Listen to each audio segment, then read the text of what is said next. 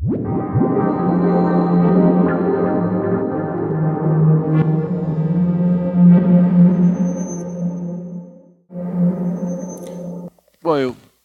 eu nasci em 1946, bem antes de vocês, com certeza. E um ano depois do final da Segunda Guerra Mundial, e vindo de uma família de origem judaica.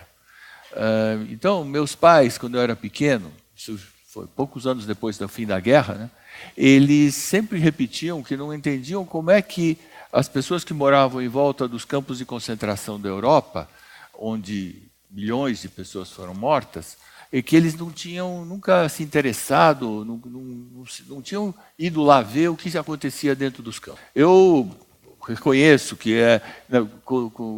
era muito difícil, né? Eles estavam embaixo do nazismo, acho que não poderiam se interessar pelo que acontecia lá. Mas, em mim, isso foi uma semente. Então, toda a vida, quando eu li as notícias de jornal sobre a situação dos presídios no Brasil, com questões de violência, falta de estruturas, problema de saúde, superlotação, eu dizia, tem algo a ver que eu não estou fazendo nada a respeito. Isso aqui é perto da minha casa e eu me sentia assim, com aquela cobrança que meus pais fizeram quando eu era pequeno. E aí, um dia comentei sobre essa minha vontade de fazer alguma coisa com um amigo que era secretário da administração do Estado de São Paulo. Ele me falou, vem lá ver, vai ter uma palestra do sistema prisional, vai estar o secretário Lourival vai falar, tinha 800 pessoas, e eu fui lá, assim, numa plateia, anônimo, e nesse dia eu acabei conhecendo a Solange Senese. Solange trabalhava já há 13 anos na FUNAP, Fundação Manuel Pedro Pimentel, que cuida de arranjar empregos, trabalho para os presos, dentro das prisões, e também trabalho para presos quando eles saem. E ela conhecia desde a infância, o pai dela trabalhou dentro de presídio, trabalhava numa gráfica dentro de um presídio, então ela não tinha nenhum desses traumas que eu tinha, de medo de entrar no presídio, etc. E compartilhamos a vontade de fazer alguma coisa, e resolvemos fazer um diagnóstico dos problemas dos presídios do Brasil. E então ela tinha as ideias, sabia os problemas, a maior parte deles, e eu entrei com o meu lado de engenheiro. Então fizemos um tabelão em que eu colocava os custos de cada solução, o problema legal que a gente podia ter, nós não queríamos envolvimento com política, né? Não queríamos nem a favor nem contra ninguém. Tínhamos que ter aprovação do Tribunal de Justiça para qualquer ideia que nós fôssemos atuar, e, especialmente, nós precisávamos não mexer com o crime organizado que existe espalhado nos presídios. O fundamental era que os presos, as pessoas que estão lá dentro da prisão, sintam que alguém aqui de fora está interessado na melhoria da situação deles lá dentro. Aí fizemos esse diagnóstico, foi super interessante, porque conheci gente interessante da OAB, do Tribunal de Justiça de São Paulo, fui muito ajudado pelo Drauzio Varela, pessoal de ONGs, que eu não tinha feito nunca um instituto do zero, e com isso nós eu tive a oportunidade, por exemplo, a Solange me disse, olha, você não pode entrar nisso se você não for conhecer um presídio. Então, o dia que eu fui ao Carandiru, sinceramente, eu fui com muito medo. E foi bom ter ido, como ela tinha previsto, porque eu sabia que tinha gente lá dentro, mas é diferente você estar lá dentro e você sentir que é gente como a gente que está lá dentro. Então, aprendi também que 75% ou mais das pessoas que saem dos nossos presídios voltam a reincidir no crime. O nosso desafio, né, 75% dessas pessoas vão voltar ao crime, vão voltar à sociedade como nós. A própria Solange também aprendeu coisas. Ela não conhecia as APACs. APACs são presídios em que os presos tomam conta de si mesmos. Não tem guarda, não tem ninguém, nem arma. Eles fecham a cela por dentro. E o nível de reincidência nas APACs é muito menor do que essa média nacional que eu citei. Então, uma coisa que eu imaginei logo de cara, o óbvio, vamos construir presídios.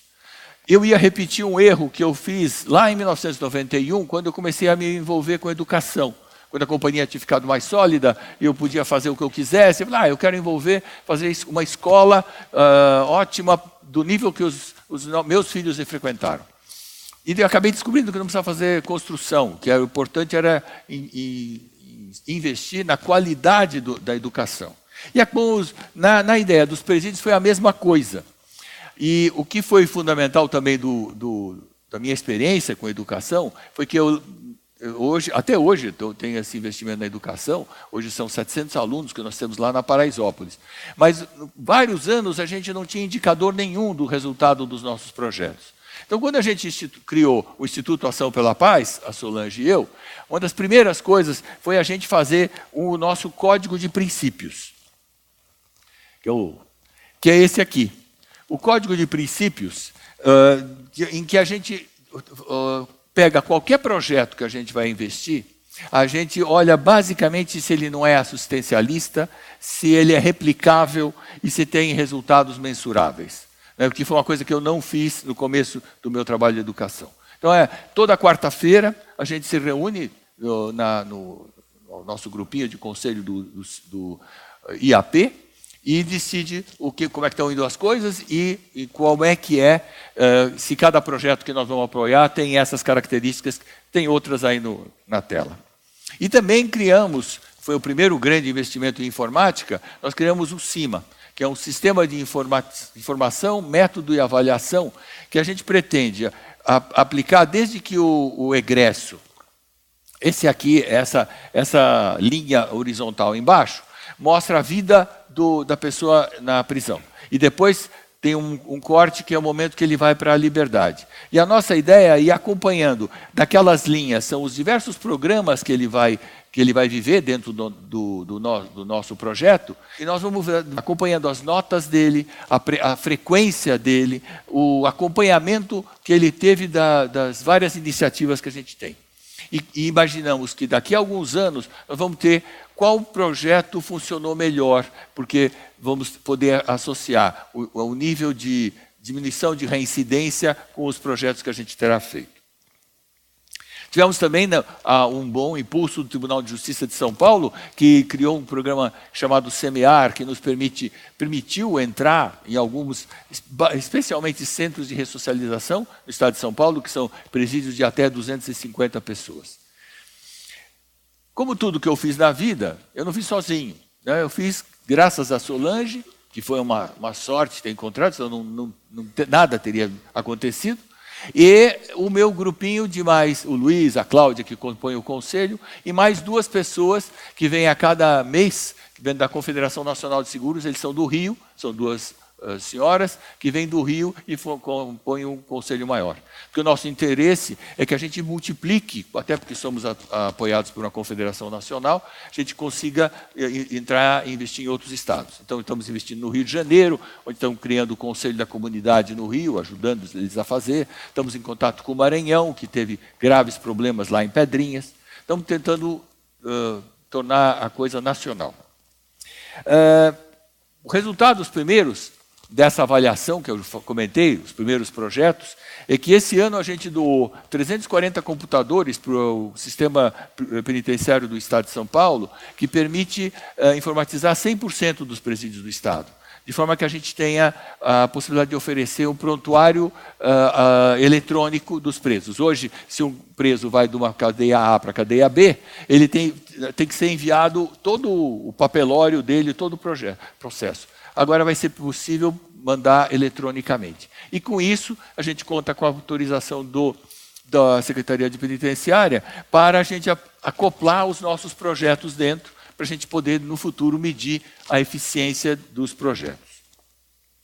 Estamos também em Limeira, já há 2 anos quase, no CR de Limeira, são 250 a 300 pessoas, em Jaú e em Rio Claro.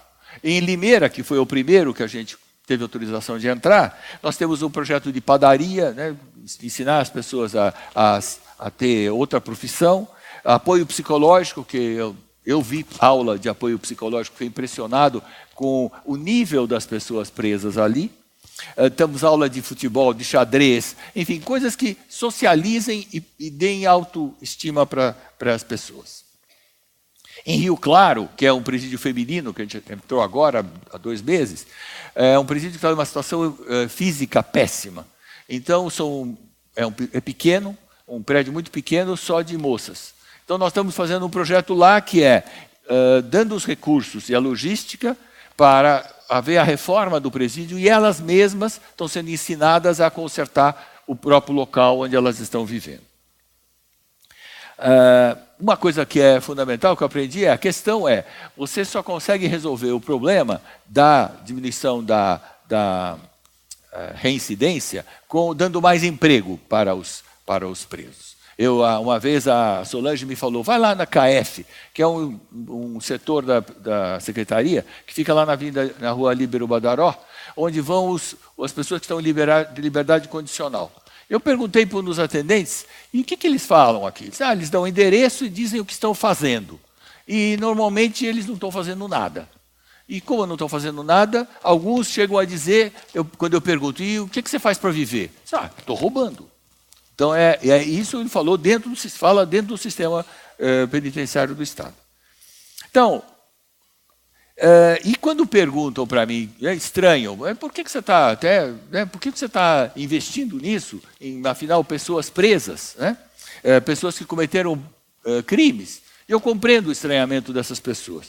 Mas aí eu mostro a situação da evolução da população prisional no Brasil. Essa linha está subindo 7% ao ano.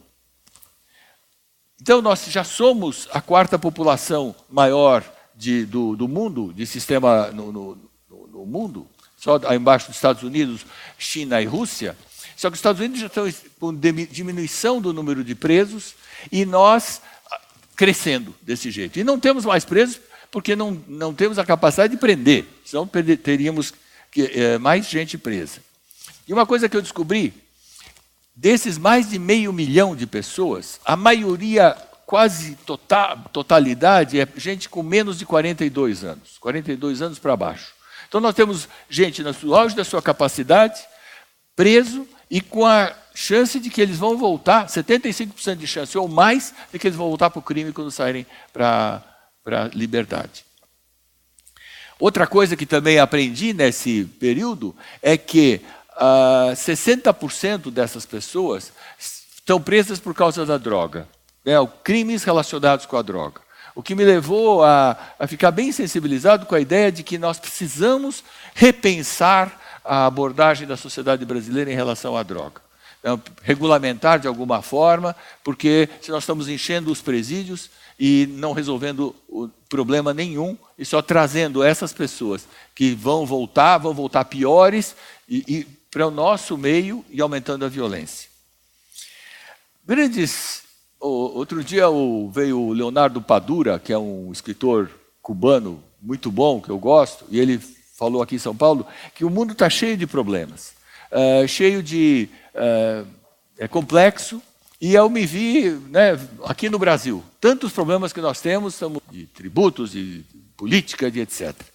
E eu gostei que o Padura fala, olha, a gente pode, cada um de nós, fazer alguma coisa. Não vamos conseguir resolver todos os problemas de uma vez. Mas se cada um tentar ser protagonista, minimamente, de alguma coisa que possa ajudar, talvez, eu não tenho certeza, mas talvez a gente vai conseguir melhorar as coisas. Porque pode haver uma soma de soluções que um dia, milagrosamente, se juntem e tornem a nossa vida melhor. Esse é o meu desafio, espero que dê certo, e é o meu convite para quem quiser ajudar. Muito obrigado.